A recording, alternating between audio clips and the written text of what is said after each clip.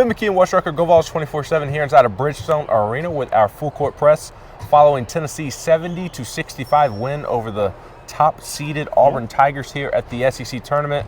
A win that was gritty, whatever word you want to use. You can come up with any adjective in the dictionary and apply it. Just, again, Tennessee basketball, the culture that Rick Barnes has established over the last decade, it had its fingerprints all over that win for Tennessee today. Yeah, and really I think there was a lot of culture from both of those programs that you saw in that game, like the toughness, the sort of grit. You know, I mean, Johni Broome is a guy who has gotten every ounce that he can out of the ability that he has to play this game. It's just what he does is phenomenal and deserves everything he gets. But Tennessee out-toughed him at the end. Tennessee made enough plays. Tennessee, you know, a couple of breaks that did not go Tennessee's way necessarily. I mean, the big man gets a, National Player of the Year calls for a reason. A couple things didn't go Tennessee's way, but that's basketball. That's life. They overcame it.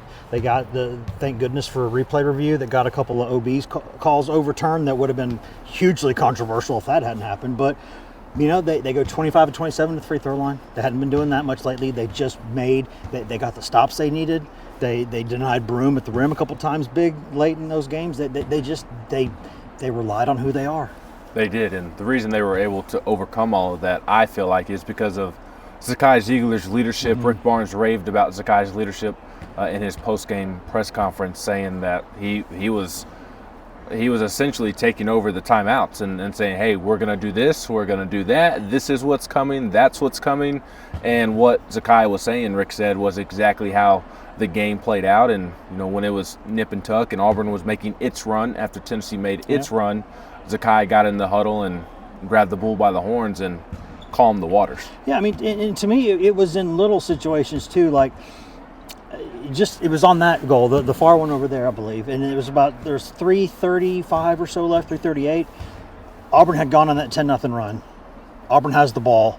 Broome tries to attack the basket. I think it was Broome. It may have been Caldwell, but I think it was Broome. And Okpara walls him up, doesn't allow, and then Okpara seals him off and gets the rebound. And Zakai Ziegler yelled, like Tennessee had just won a national championship. And he did something I've never really seen. He got the ball, started moving it down the court, and the whole time he was moving down the court, he was still congratulating Okpara for the rebound. And I've just never really seen anything like that before. And the game just so happened to turn right when that happened. So it's like, they say coach on the floor. That's almost literally a coach on the floor. And it's, the way he gets to the rim at his size, it's not normal.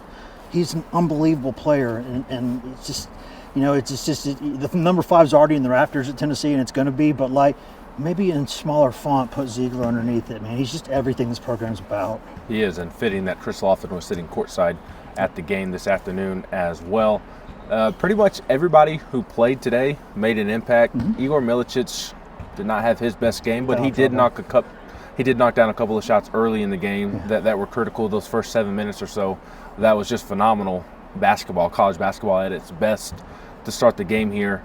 So Igor struggled down the stretch, but outside of Igor, that second half, everybody made an impact that stepped on the floor. And I think the most notable one was Darlinson Dubar. His stat sheet doesn't jump out at you, but he had a couple of key plays for Tennessee to help them win. And the key plays that he made came in big moments after Auburn was inching closer.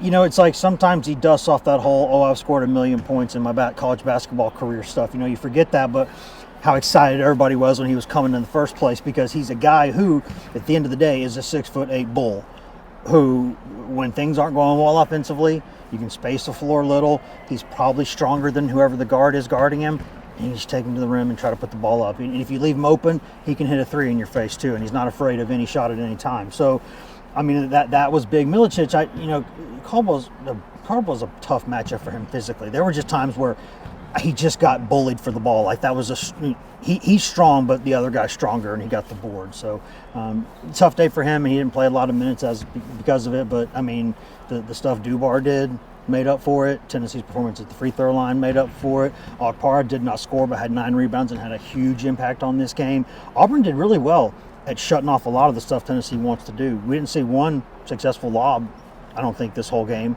And you do that to Tennessee, that's unbelievable work defensively. And it's a physical game, man. Auburn and Tennessee, every time they play, Ben, they foul each other for 40 minutes. And sometimes it's called and sometimes it's not. But it's 10 guys fouling each other for 40 minutes. It's physical, and it's, the tougher team's going to win. I think in Auburn, it was Auburn. I think here it was Tennessee. And now you're going to have another physical game tomorrow. Florida just absolutely wiped the floor with Alabama a couple of minutes ago. Florida looks like the best team in the country, if you ask me. I know some listening to this may not want to hear that, but tomorrow will be a tough matchup, and that's not to suggest that Tennessee doesn't have a chance. They absolutely do. Tennessee was shorthanded and took them to the woodshed in Knoxville a month or so ago. So it'll be another physical basketball game, and Tennessee's going to have to be resilient. I feel like they'll have the home crowd because Alabama won't be here, Auburn won't be here, Kentucky. It'll be a home crowd for Tennessee, and they'll have to use that crowd to their advantage when Florida inevitably makes their runs like we saw with Auburn today. They're going to have to be resilient and lean on that experience and leadership. Yeah, I think all four of the top teams in this league could win a national championship. Yep. Like, it would not be surprising at all. The tier one is very clear. Like, the tier one of those top four teams, they could beat anybody, anywhere, anytime. Yep. But Auburn was the most consistent team during the season, and it won the league regular titles. It earned every bit of that regular season title. But to me, the apex version of Florida is the best team in college basketball. Now, that doesn't mean that it's going to be its best every night, right? The Gators, Tennessee knows as well as anyone that you can occasionally sucker punch those guys. You can go get them. I mean, Tennessee got physically assaulted down in Gainesville. Just an absolute. I mean, Tennessee got things run in its face. And Tennessee did not like it. Meshack did not like it. Ziegler did not like it. They said they didn't like it.